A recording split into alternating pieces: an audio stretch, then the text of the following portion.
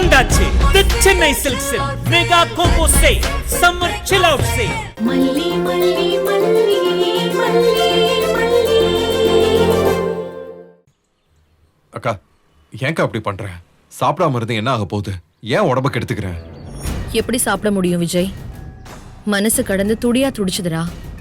எவ்வளவு வசதியா வாழ்ந்தவன் நீ. சட்டுன்னு அவ்வளோ கஷ்டத்தெல்லாம் எப்படி நீ தாங்கி பண்ணு நினைச்சினால எப்படி நிம்மதியா இருக்க முடியும் சொல்லு? வெண்பாவை பார்த்தா இன்னொரு பக்கம் செத்துடலாமான்னு இருந்தது. புள்ள பாவம் துவண்டு போயிட்டா. சாப்பிடல, தண்ணி குடிக்கல. ஆனா அந்த மல்லி எதையுமே கொஞ்சம் கூட கண்டுக்காம அவ பாட்டுக்கு போயிட்டா. அதான் எனக்கு வேதனையா இருக்கு. இதுல எப்படி எனக்கு பசிக்கும் சொல்லு? ஒரு வாய் என்னால வாயில எடுத்து வைக்க முடியுமா? மல்லியம்மா டாலாக்காக தானே போனாங்க ராஜ்யத்தா. புள்ளைய எப்படி சொல்லி ஏமாத்தி வச்சிருக்கா பாத்தியா? விஜய், மொத்தத்துல நீ இல்லாத இந்த 3 நாள்ல நான் நானாவே இல்லை.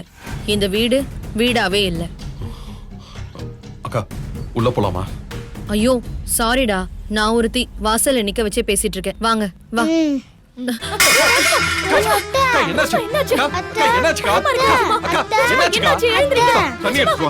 மாமா உள்ள கூட்டிட்டு போலாம் வாங்க. அத்தா வாங்க சாப்பிட மாட்டேங்க.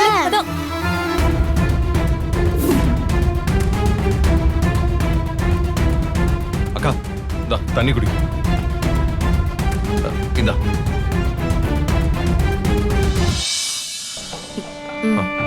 போதும். ரஞ்சிதா டாக்டருக்கு ஃபோன் பண்ணு. சரி மாமா. ரஞ்சி அதெல்லாம் வேண்டாம். அக்கா ஏன்? இல்ல விஜய், சாப்பிடாம இருந்ததுனாலதான் இந்த மயக்கமே. தானா சரியா போயிடும்.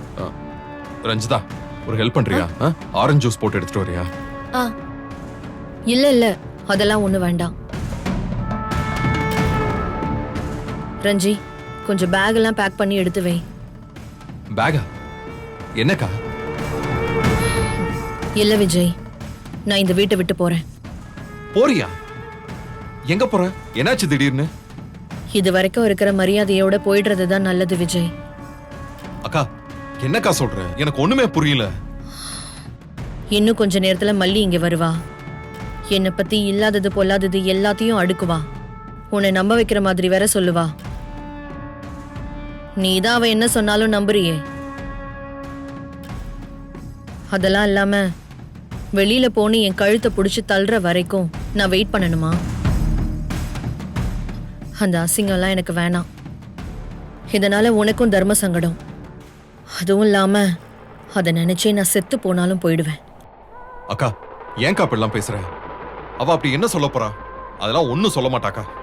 பத்தியா பத்தியா, இப்ப கூட நீ அவளைதான் நம்புற. அவளுக்கு ஆதரவா தான் பேசுற. அக்கா அப்படி இல்லக்கா. காரணம் இல்லாம அவ ஏன் அப்படி பேச போறா? பாரு, அப்படிப்பட்ட ஆள் அவ கிடையாது. அப்படியே அவ பேசினாலும் கூட நான் எப்படி நம்புவேன்? காரணம் இல்லாம இல்ல விஜய். இந்த கேஸ்ல இருந்து உன்னை வெளியில கொண்டு வரணும்னு நான் படாத பாடுபட்டிருக்கேன். அதெல்லாம் யாருக்கு தெரியும்? ஏதோ ரஞ்சிதா கூட மாட இருந்ததுனால அவளுக்கு வேணா கொஞ்சம் தெரியலாம்.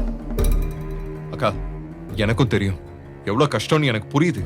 இப்படி நீ நம்பிடக்கூடாதுன்னு தான் அவ நினைக்கிறா.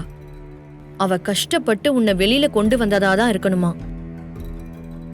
கடைசியில் அங்கிருந்து போறப்போ அவ என்கிட்ட சவால் விட்டுட்டு போயிருக்கா. மல்லியம்மாவா எப்போ? உனக்கு தெரியாது வெண்பா, நீ சும்மா இரு. அக்கா என்ன சவால்? என்னை வீட்டை விட்டு அவ வெளியில தள்ள போறாளாம். நான் தான் உன் மேல பொய் கேஸ் எல்லாம் போட்டேனா. இதுக்கு பின்னாடி இருக்கிறது எல்லாமே நான் தானா. அவ ஏன் இப்படி எல்லாம் சொல்றா? அக்கா அவளுக்கு இதனால என்ன லாபம்? அவ இப்படி எல்லாம் பேச மாட்டாளே. நான் தானப்பா அவளுக்கு இடைஞ்சலா இருக்கேன். உன்னை ஸ்டேஷன்ல வச்சு பார்த்து இதெல்லாம் சொல்லணும்னு இருந்தா அதுக்கு அவளுக்கு வாய்ப்பு கிடைக்கல. ஆனா இப்ப இங்க வந்து அவ இதெல்லாம் சொல்றாளா இல்லையான்னு மட்டும் நீ பாரு. அவ இதெல்லாம் சொல்லி நீயும் அதை நம்பி நீ வெளியில போன்னு சொல்றத கேட்க நான் தயாரா இல்ல. நான் போறேன். ரஞ்சி நீ பேக் எல்லாம் ரெடி பண்ணு. ஏ ரஞ்சிதா ஒரு நிமிஷம் நில்லு. அக்கா யார் என்ன சொன்னா என்ன? நான் நம்புவேன்னு நினைக்கிறியா? அக்கா இத பாரு, நீ ஏற்கனவே ரொம்ப வீக்கா இருக்க. தேவையில்லாம மனசை போட்டு குழப்பிக்காத, அப்புறம் டிப்ரெஷன் ஆயிடுவேன். வா முதல்ல வந்து சாப்பிடு வா. நான் சாப்பிடுறதெல்லாம் இருக்கட்டும் விஜய். நீ சாப்பிட்டியோ இல்லையோ, நீ முதல்ல போய் ஃப்ரெஷ் அப் ஆயிட்டு வா. நான் சாப்பாடு எடுத்து வைக்கிறேன். சரி. ஓ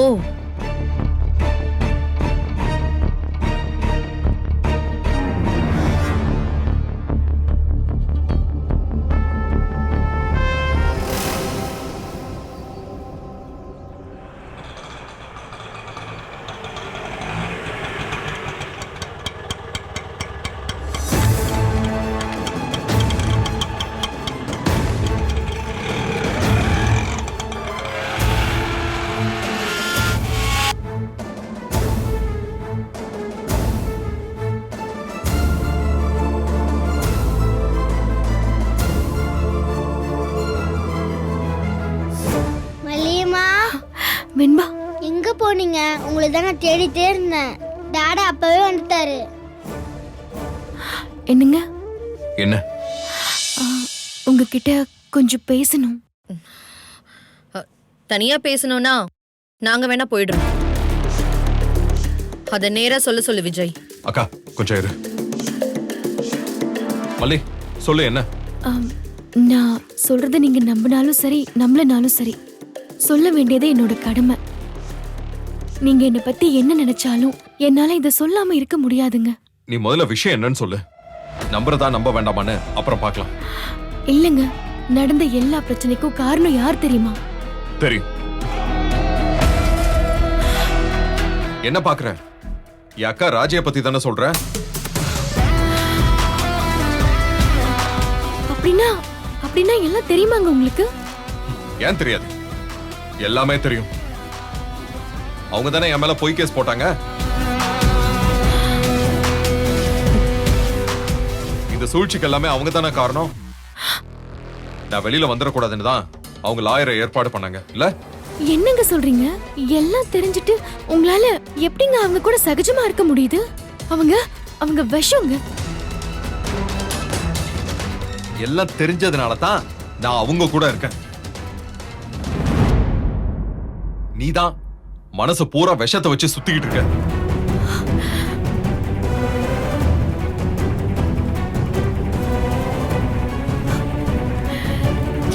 இல்ல, நான் தெரியாம தான் கேக்குறேன். உனக்கு அவங்க மேல அப்படி என்ன கோவம்? அவங்க உன் மேல கோவப்படுறதுக்கு, உன்னை வெறுக்கிறதுக்கு ஒரு காரணம் இருக்கு. ஆனா நீ அப்படி நடந்துக்கிற. ஐயோ, தப்பாவே என்ன நினைச்சிட்டு பேசாதீங்க. எனக்கு அவங்க மேல தனிப்பட்ட முறையில எந்த கோவமும் இல்ல. ஆனா ஆனா அவங்க இரு, பேசாத. நீ என்ன சொல்ல போறன்னு எல்லாம் எனக்கு தெரியும். நீ இத சொல்லுவனே ஆல்ரெடி அக்கா என்கிட்ட சொல்லிட்டா. ஆமாங்க, நான் சொல்லுவேன்னு தெரிஞ்சுதான் அவங்க முன்னாடி ஆஜராயிருக்காங்க. முதல்லயே சொன்னா தப்பே இல்லாத மாதிரி ஆயிடும்னு நினைச்சு சொல்லிருக்காங்க. புரிஞ்சுக்கோங்க ப்ளீஸ்ங்க. அவங்க இதெல்லாம் சொல்றப்ப நான் உனக்கு சப்போர்ட் பண்ணி தான் பேசினேன். ஆனா அது தப்புன்னு இப்ப நீ ப்ரூவ் பண்ணிட்ட. நீ இப்படி வந்து சொல்லுவேன் நான் நம்பவே இல்லை. ஆனா அக்கா சொன்ன மாதிரியே நீ வந்து சொல்ற பாத்தியா? அதான் பெரியவங்களோட அனுபவம். நான் தான் அதை புரிஞ்சுக்கல.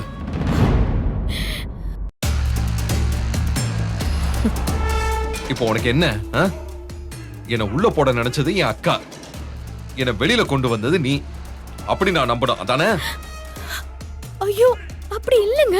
நான் சொல்ல வரத கொஞ்சம் கவனிங்க ப்ளீஸ். இதெல்லாம் நான் நம்பி நான் உன்னை கட்டி பிடிச்சி நீதான் மல்லி என் பொண்டாட்டி, நீதான் எனக்கு எல்லாம் சொல்லுவேன்னு நினைச்சியா?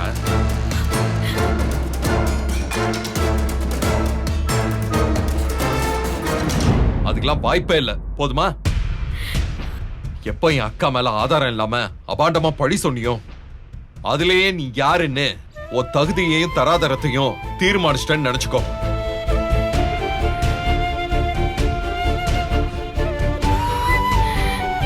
சொல்லிட்டீங்கல்ல சொல்லிட்டீங்கல்ல, பரவாயில்லைங்க, பரவாயில்ல. நான் நான் யாருங்க உங்களுக்கு?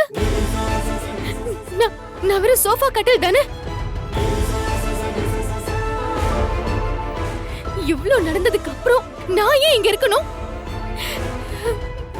நான் போறேன். இங்க பாரு மல்லி, உன்னை யாரும் இங்க இருக்க சொல்லி கட்டாயம் எல்லாம் படுத்தல. அது உன் இஷ்டம்.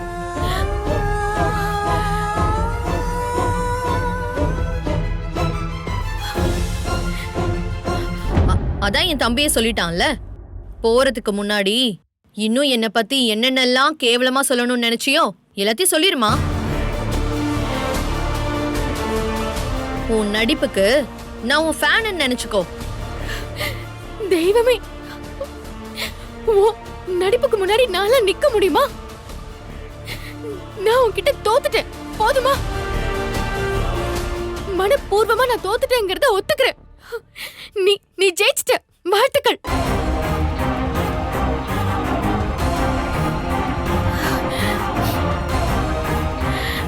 என்னங்க, நான் சொல்றத நீங்க இப்ப நம்பாம இருக்கலாம், ஆனா கூடிய சீக்கிரமே அவங்கள பத்தி நான் சொன்னதெல்லாம் உண்மைன்னு தெரிய வரும்.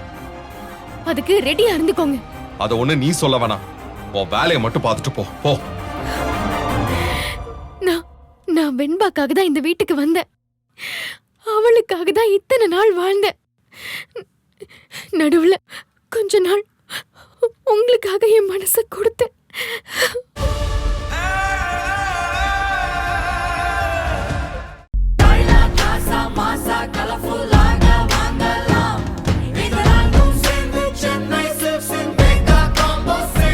வந்தாச்சு தி சென்னை சில்க்ஸின் mega combo sale, summer chill out sale.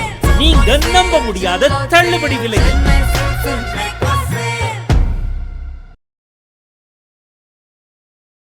இந்த வீடியோ உங்களுக்கு பிடிச்சிருந்தா லைக் பண்ணுங்க, ஷேர் பண்ணுங்க, காமெண்ட் பண்ணுங்க. மறக்காம சரிகமா டிவி ஷோஸ் தமிழுக்கு சப்ஸ்கிரைப் பண்ணுங்க.